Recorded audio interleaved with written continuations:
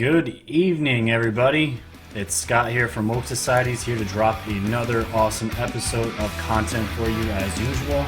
I'm very excited to jump into the stories that I have for you guys today, and things are starting to pick up. To be honest, this last week and a half has been just kind of slow news-wise. Like I said in my last video, which isn't a terrible thing, but and not gonna lie, I definitely miss Q. I've missed those Q drops, but we're hoping in the beginning of September they're going to make their appearance, and I can't imagine what their first drop's going to be after being gone for probably 4 weeks now they've been gone. So very exciting times. I can definitely tell that I'm going to be starting with a YouTube story today, and my Facebook, my Twitter, my YouTube. I can tell. You ever get that feeling that your accounts, if you don't have a channel, you might not understand, but anybody that talks about truth, conspiracy theories, or anything about what's really going on with Epstein and all these things, right? I definitely feel like I'm being shadow banned, especially by YouTube, and Facebook and Twitter are just terrible. I lose followers almost every single day, and until things started picking up, it wasn't happening. And now that the channel's starting to grow a little bit quicker than even I anticipated, I just get that feeling, and I literally saw my views and my likes on my last video in real time fall off. Views don't fall off. If someone clicks on the video and view it, that's it. But I could see the views. I was just, hitting the reload button on my phone, and the views are going down. It just pisses me off to no end, guys. And what I'm going to start out with here, we're going to talk about YouTube stuff. We're going to get into a little bit of Epstein, of course, give you guys the update. We're going to be getting into a whole bunch of stories, guys. Ilahn Omar. Some funny videos at the end, which you guys don't want to miss. They're very short, but they gave me a good laugh. An update on Comey, a bunch of stuff. It's gonna probably be a long one, but guys, hang in there with me. It will not disappoint. So let's jump right into it. YouTube CEO said it's more important than ever. Listen to this bullshit, guys. To let people upload anything they want. That means the video platform is okay with content that is outside the mainstream, controversial, or even offensive. Can the world's largest video company continue to let its 2 billion users upload anything they want whenever they want? Yes, says the woman who runs the company. In a letter addressed to creators on YouTube, CEO Susan Wojcicki says the platform is committed to remaining open because she thinks the upside of that approach very much outweighs the downside. This isn't a new idea, and it's one that I'm going to butcher this name, guys, so bear with me. Wojcicki, along with people who run other giant tech platforms, say in private all the time. But the CEO is saying it again today as critics are increasingly questioning if it's a philosophy that works for tech companies at a global scale. In recent months, that scrutiny has been particularly directed at YouTube over content uploaded to its platform that spreads harassment, hateful ideologies, and misinformation. And remember, guys, YouTube is deciding what is hate speech and what is misinformation. They're deciding for everyone that uses, the millions and millions of people that use their platform, because remember, they're a platform, they're not a publisher. We're going to do that in just a second. They are deciding what content is allowed on their channel or on YouTube, and they're deeming themselves what is the truth and what people can see or not. It also comes as critics, regulators, and politicians are proposing various ways to scale back the protections offered by Section 230 of the Communications Decency Act, a key part of the legal scaffolding used by YouTube and many other giant tech platforms built on user submissions. The short version of that regulation, it allows YouTube or any other internet platform to host any content users place there without being held liable for that content. It does, however, give the platforms the ability to moderate and police that content once it's been placed there. So this is it, guys. This is what antitrust and what the regulators that are going to be going after Facebook, Twitter, and YouTube are going to they're going to have to take this shit down. The Section 230. When YouTube, Facebook, Twitter, all these social media platforms decided to become what they are platforms. Anybody can go on their platform and put content, and I'm not saying that if you're a Nazi and you go on there and you're portraying straight hate, that is totally different. What they're doing, channels like mine and all the other people that do this stuff, they are saying that the stuff that we are talking about is misinformation and it's dangerous and it could be considered hate speech. But really what it is anything conservative, anything trying to even get remotely close to the truth that the mainstream media that doesn't want you to see, anything that's involved with talking about Epstein and what's going on with the global elite, Hollywood, all that stuff, they don't want people talking about it. They don't want to lose control of the narrative. So what this is here is it's a platform, right? But how they're acting as publishers. If you're a publishing website or a publishing service, you have the right to decide what you can and cannot have on your site. YouTube is a platform. Facebook is a platform. Twitter is also a platform, but they are not acting like it. And they hide under this bullshit Section 230 on the Communications Decency Act. And they just, like I said, they take conspiracy theories, which is truth, at least the stuff that I talk about and the people in the community that I'm in, QAnon, truth, all that's truth. It just pisses me off. She just spits in the faces of all the YouTube creators and all the other people on social media. Because they all say, oh, we're not blocking conservative content. We're all open. We're a fair, equal market. It's all bullshit, right? And this was just something I highlighted from her direct letter. YouTube is built on the premise of openness. Based on this open platform, millions of creators around the world have connected with global audiences, and many of them have built thriving businesses in the process. Which is true, but the fact that you say is built on the premise of openness, it really depends as if your channel falls in line with their ideology. That's what it comes down to.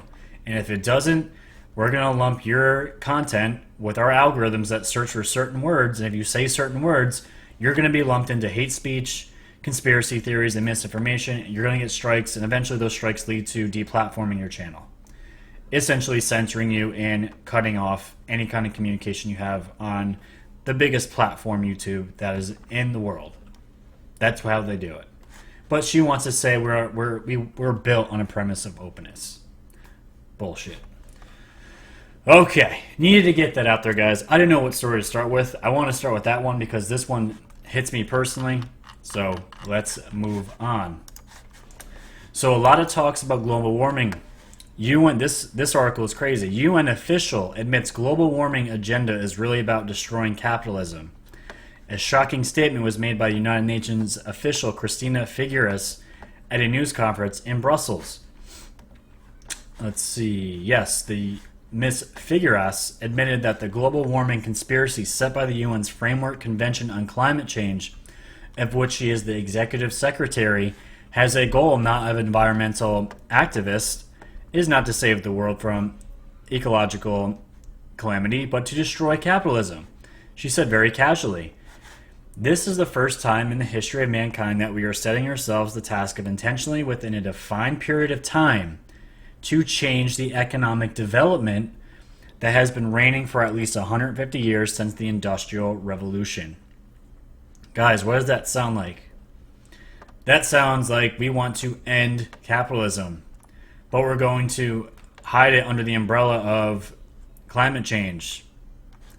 She even restated that goal, ensuring it was not a mistake. This is probably the most difficult task we've had ever given ourselves, which is to intentionally transform the economic development model for the first time in human history. Where was the mainstream coverage on this?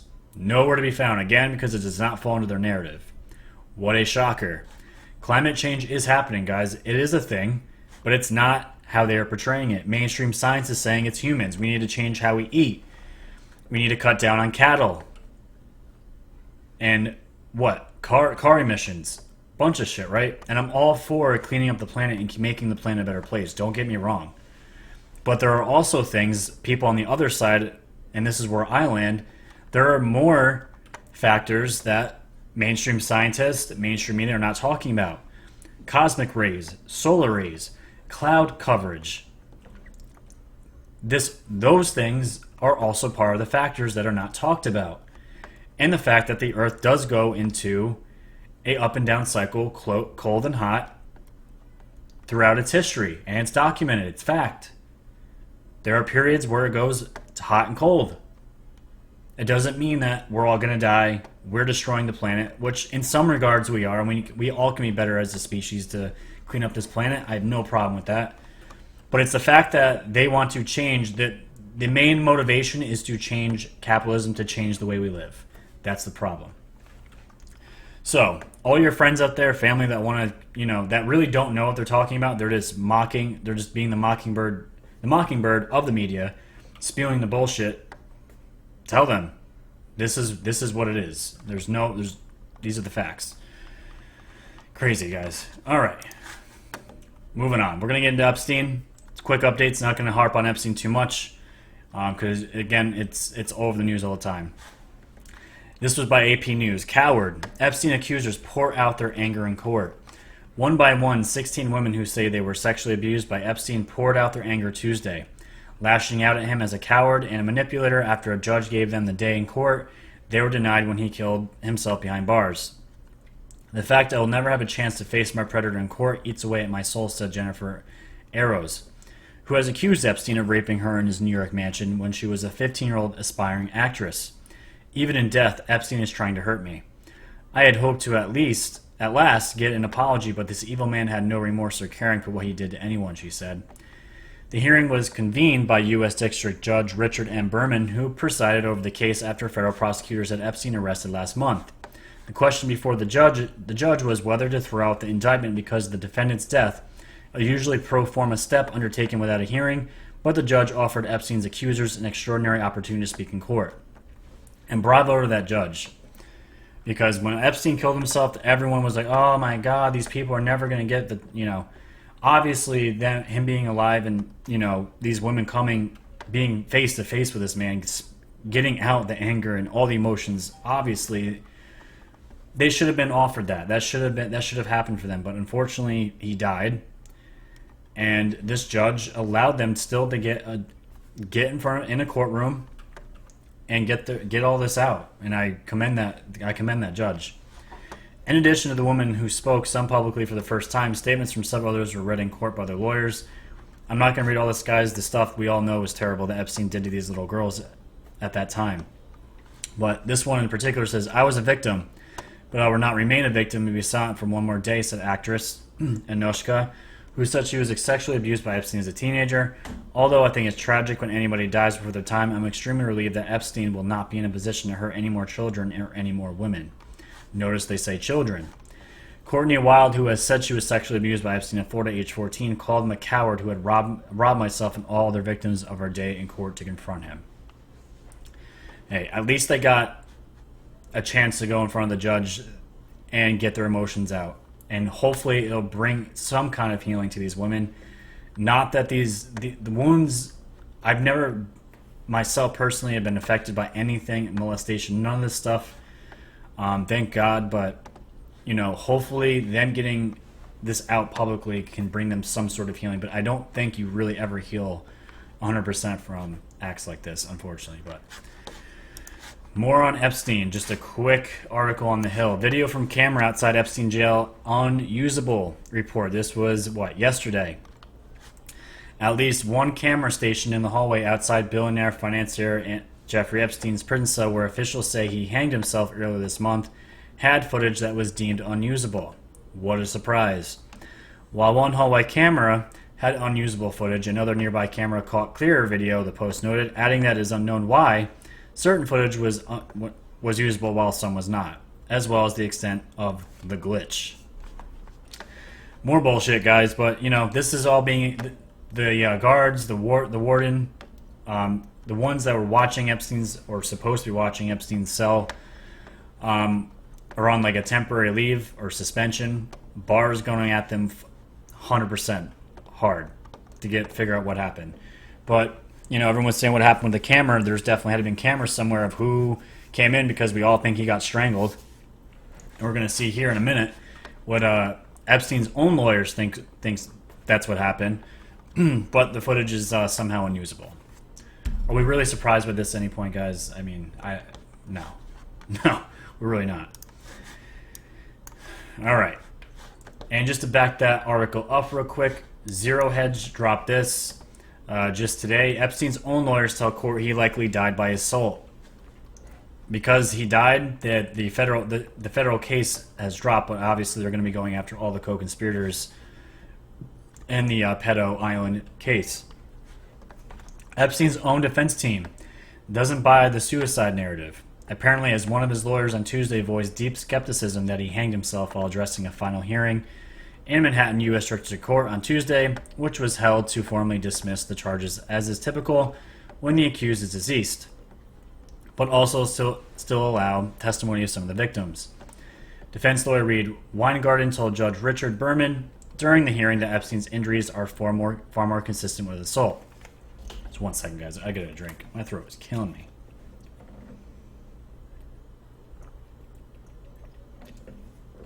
All right.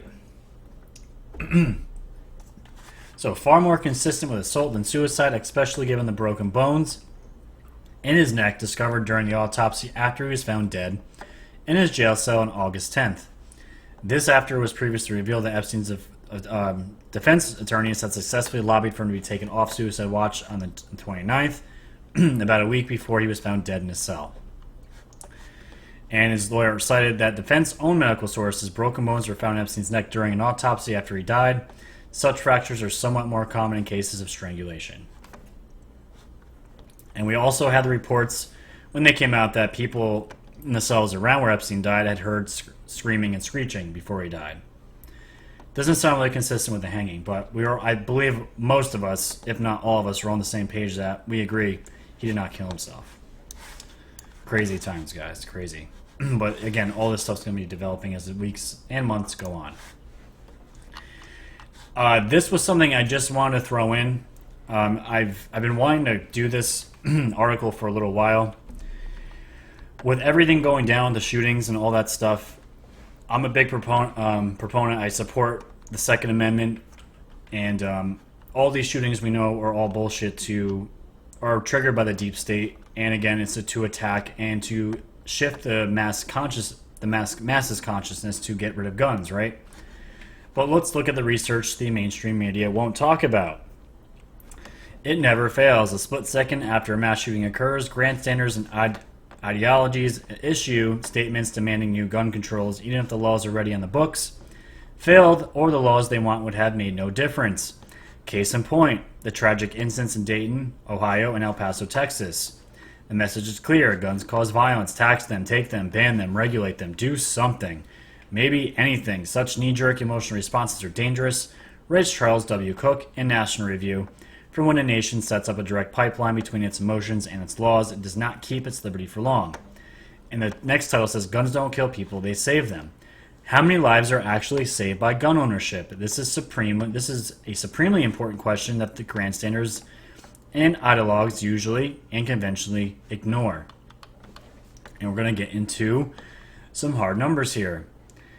Guns prevent an estimated 2.5 million crimes a year, or 6,849 every day. Most often, the gun is never fired and no blood, including the criminals, is shed. Every year, 400,000 life-threatening violent crimes are prevented using firearms. 60% of convicted felons admitted they avoided committing crimes when they knew the victim was armed. 40% of convicted felons admitted that they avoided committing crimes when they thought the victim might be armed. And that's common sense, right? Felons report that they avoid entering houses where people are at home because they fear being shot. Fewer than 1% of firearms are used in the commission of a crime. And if you doubt the objectivity of the site above, it's worth pointing out that the Center for Disease Control, in a report ordered by President Obama in 2012, following the Sandy Hook massacre, estimated that the number of crimes prevented by guns could be even higher, as many as 3 million annually, or some 8,200 every day. And guys, I'm just saying, look at these numbers. 400,000 life-threatening violent crimes are prevented using firearms. And obviously, shootings are terrible. I'm not downplaying anything, but has there ever been a shooting where there was 400,000 people dead in one day?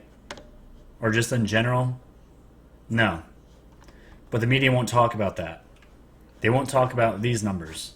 Because the deep state knows if we give up our guns, we are doomed. We're fucked. And they don't ever talk about this. Don't ever give up your guns, people. Ever. And just one more stat here. By 66% to 32%, economists and criminologists answer what gun-free zones are more likely to attract criminals than they are to deter them. A 60% to 40% margin thinks that guns in the home do not increase suicides, and 62% to 35% spread says that guns are used in self-defense to stop crime more often than in the commission of a crime.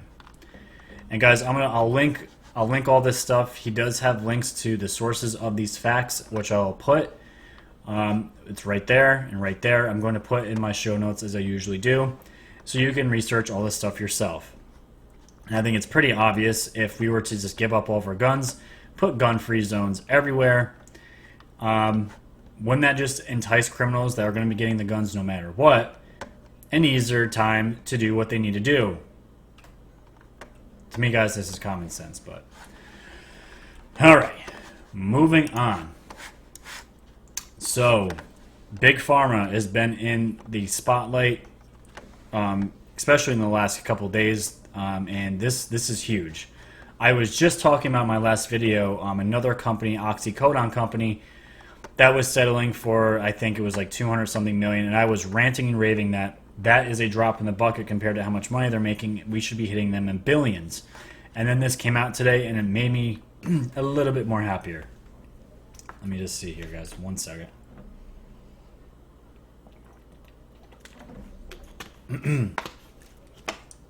All right. Purdue Pharma offers $10 to $12 billion to settle opioid claims.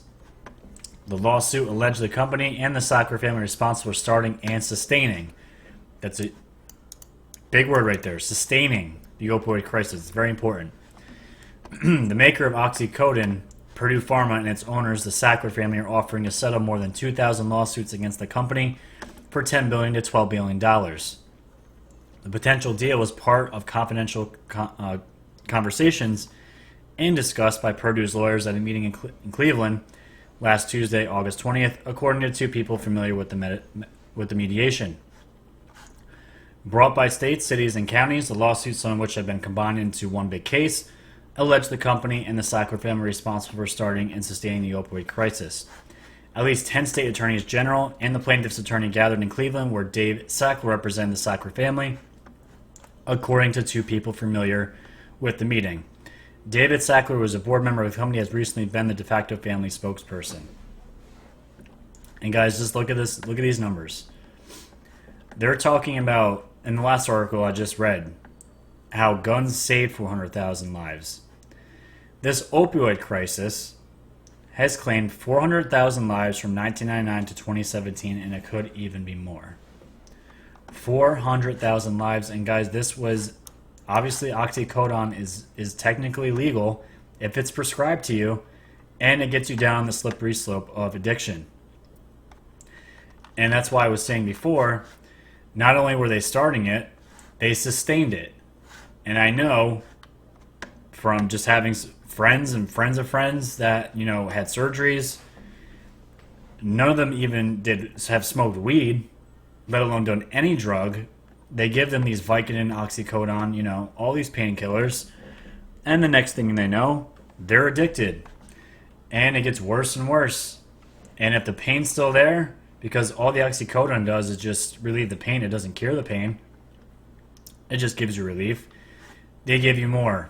And your body deteriorates, your immune system deteriorates, and your life in general deteriorates. And these guys are these guys are the ones giving them these pills, right? So people are upset. People have lost family members. Obviously, they deserve every fucking lawsuit they get, and they're going for the billions. And it's not just Purdue Pharma; it's more than that. Confronted with a torrent of lawsuits across the U.S., several major drug companies are in discussions with authorities to resolve thousands of opioid-related suits filed against them. A government source close to the negotiations tells NPR that Purdue Pharma, Johnson & Johnson, Endo International, and Allergan are looking to cut deals.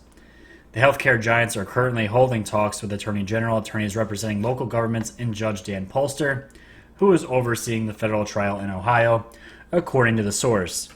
Ohio Attorney General Dave Yost's office confirmed only that he was in talks with Purdue, telling NPR that Yost is at the table and actively engaged in discussions. Johnson & Johnson is also there. And again, there are roughly 2,000 of these cases, and they're counting. Guys, I hate Big Pharma. They're a huge part of the fucking problem in this country. And not only that, they charge ridiculously outrageous prices for their medications compared to anywhere else in the world. You can get generic versions of a lot of these drugs outside the country for piss cheap, and these guys charge 200-300% more of that price on Americans. So not only are a lot of these prescriptions are terrible for your body, you're paying up the ass for it. And if you want anything natural, homeopathic, organic, the information is suppressed on Google. And, it changes how you make decisions. It's crazy. And this is the shit that's happening. People are upset, they're suing these companies, and they deserve all the money they can get. Alrighty. How we feeling, guys? We hanging in there? Just, we got, 4 or 5 more stories. They're going to be quick. And we'll get the show on the road here. A lot of information today, but it's okay. A lot of stuff's happening, which is awesome. This one is Gateway Pundit. Comey, confidant, sounds the alarm. Expect Andrew McCabe to be indicted any day. And the funny thing is, Andrew McCabe just got hired to be on CNN as an analyst, or whatever you want to call him. Comey confidant Benjamin Witt said in Lawfare blog post on Tuesday that he expects former FBI Deputy Director McCabe to be indicted any day now. Benjamin Witt is a resistance lawyer and James Comey's friend who runs the Lawfare group. Witters wrote in a blog post Tuesday that he was shocked to find out federal prosecutors were in the final stages of deciding whether to indict McCabe on charges that he lied to investigators, referring to the New York Times bombshell released Monday. The potential indictment of McCabe stems from the Inspector General's findings that the FBI official lied to investigators. McCabe was criminally referred to U.S. Attorney's Office for prosecution in the spring of 2018, and they are finally getting around to maybe indicting him. I don't know why they're saying maybe. They need to fucking put this guy in behind bars. The process has been dragged out because of internal deliberations, and the case is taking so long that the term expired for the grand jury evidence. One of the lead prosecutors on the case has since left the DOJ out of frustration, according to the New York Times. The reason why I bring this up, guys, is because an article dropped just today about Comey. And Comey and McCabe go hand in hand. And the fact that CNN just, their ratings are, when are they going to be off TV? It could, I don't know how they're still on TV. But they hired this guy, Andrew McCabe, and he could be possibly indicted and arrested. Shows you where CNN's at.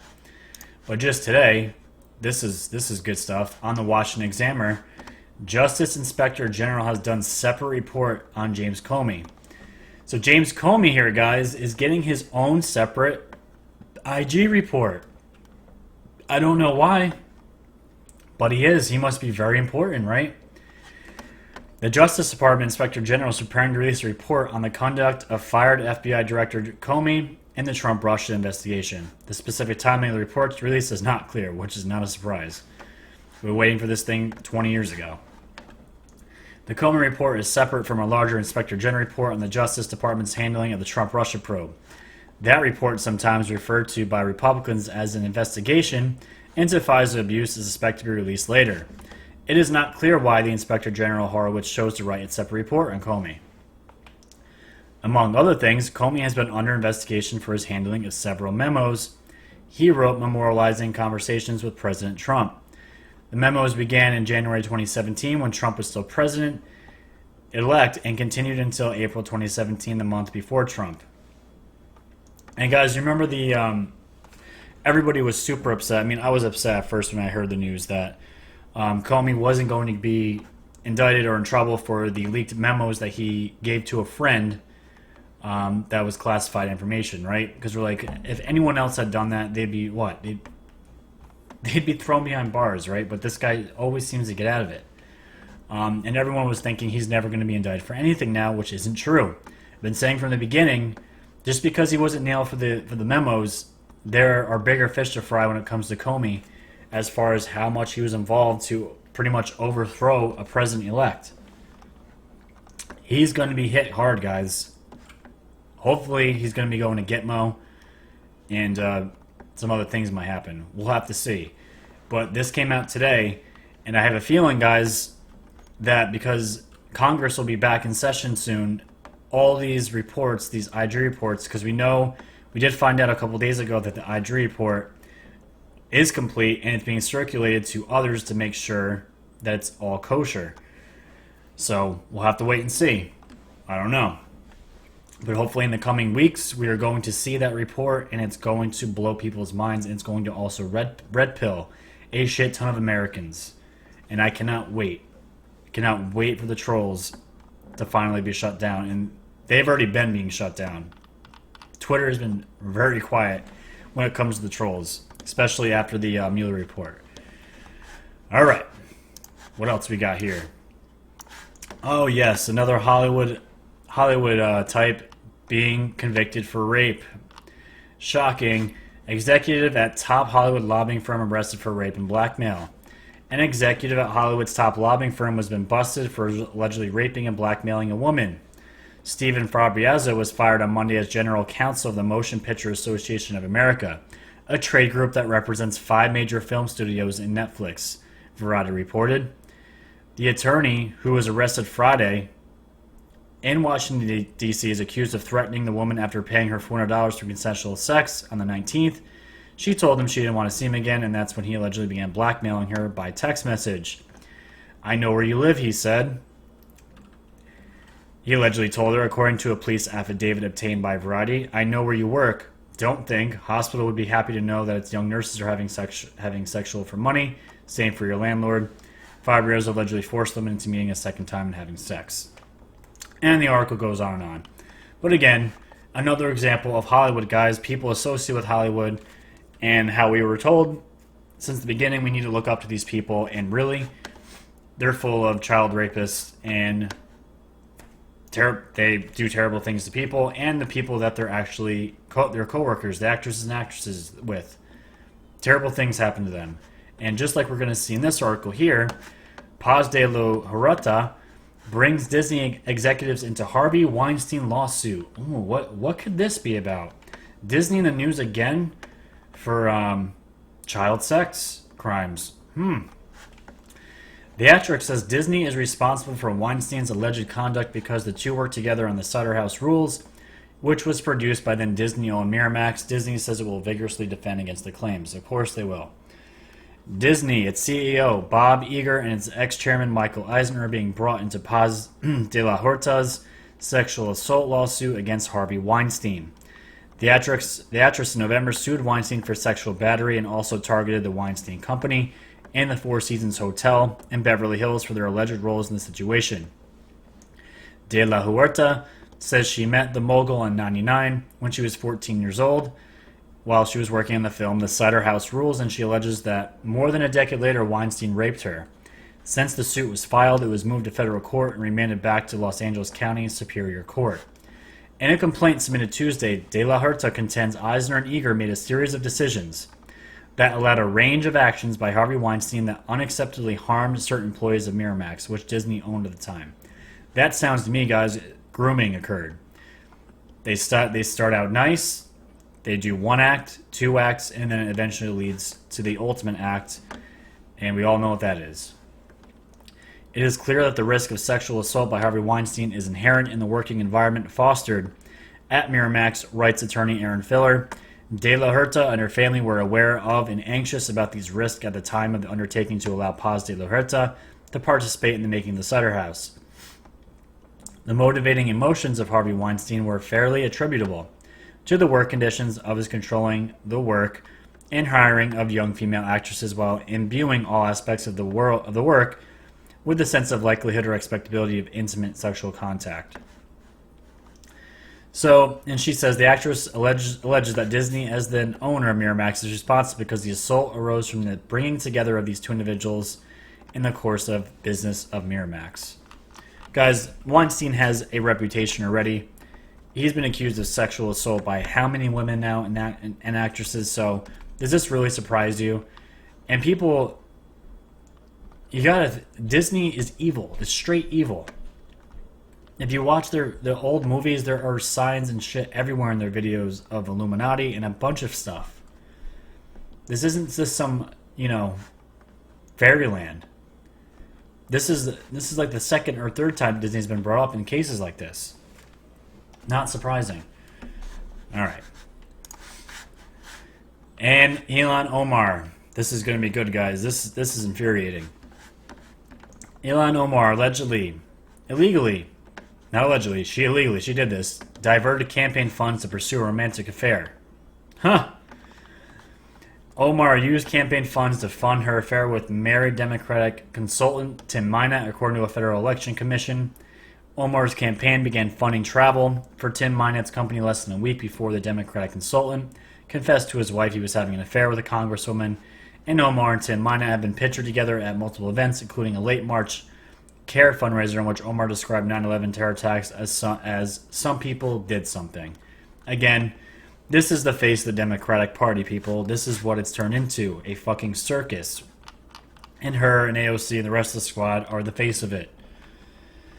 And right here, Omar's campaign has disbursed $223,000 to Tim Minett's company, E Street Group, LLC, from 2018 through June 2019. Guys, this was just 2 months ago. Mostly for fundraising consulting. But on April 1st, her campaign began making payments to E Street Group for travel expenses.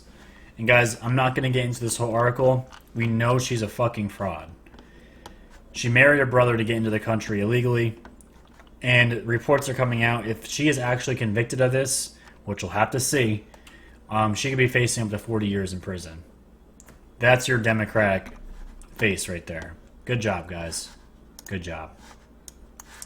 And this guy broke it down perfectly. Ilahn Omar, married brother, committed immigration fraud, anti-Semite, jokes about 9/11, refuses to condemn terrorism, used $230,000 in campaign to fund extramarital affair, has an affair with a married man, homewrecker. This woman doesn't deserve to represent anyone in America. Perfectly summarizes everything. Fantastic. Alright, guys. And just real quick, I was going to show you this article, guys. My throat is killing me. I don't know what's wrong with it, but this, I'll just give you the crux of it. Ha, crux. That's the name of the website. The main gist of this, there's a Wyoming bishop here, and he has been accused of, obviously, sexual assault on children since the 50s. He's like 89 something years old now. But he could be the first bishop ever to be convicted, which is fantastic. So I want to show you this video. This woman here, as thousands of victims continue to come forward all over the world, my thoughts often turn to Sinead O'Connor. She spoke the truth about institutionalized child sex abuse decades ago and brought the weight of the world down upon herself. Imagine the bravery that she took. So guys, this is a 28-second video clip. Just watch it. We have confidence in the victory of good over evil. Just real quick, guys, that is the Pope.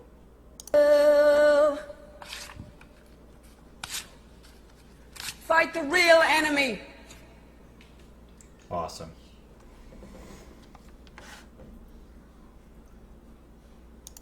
I don't know if she gave a speech before all that, but she's tearing a picture into pieces of the Pope. Catholic Church. Amazing stuff. They're all going to get exposed, guys. All of them. Trump's in office for another 4 years. He's in a landslide 2020. It's going to be a fucking playground for him. And he's going to be going after everybody. Cleaning up not only our country, draining a swamp, going after the entire world's cabal. Amazing stuff. And just a quick drop, guys. Queen approves UK's government request to suspend Parliament during crucial Brexit period. And the reason why this is important, guys, Parliament for Britain is going to be suspended from, I think, the beginning of September all the way into the first week of October, which is going to be giving Boris Johnson a perfect segue to get Britain officially removed from the European Union. And that alone is fantastic. Fuck the European Union and their globalist agenda. That's all I have to say about that. So to give you guys a quick laugh, let's look at Bernie Sanders here real quick. Punching a speed bag. I don't even know if there's sound for this. There's not. But look at this. I saw this and I'm like, what? He just totally domes himself in the face with a speed bag. That made me laugh. And one more thing. I don't know if Trump will ever be able to recover from this guy. It's just like... I can't tell what news station he's watching, but obviously I can safely assume he's probably still brainwashed. But anyways, alright guys, that's going to wrap it up for me. My throat is shot. I need to figure out ways to soothe my throat, soothe my voice before doing this, because it's been bothering me the last 2 weeks, and I got to fix it. I got to keep it going. Thank you guys for watching all this. Thank you for the ones who have subscribed to me. I think I'm up to 325 subscribers now, and it's still growing day by day. I really, really appreciate it. Thank you for supporting independent media, because honestly, it's all we have left.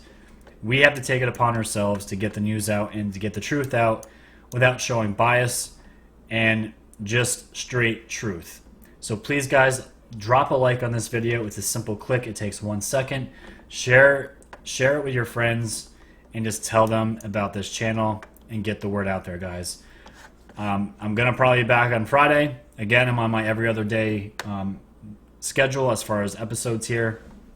And we'll see what happens. We'll see what news we bring, news that comes out, and we'll see, again, we'll see what happens. Until then, guys, stay woke.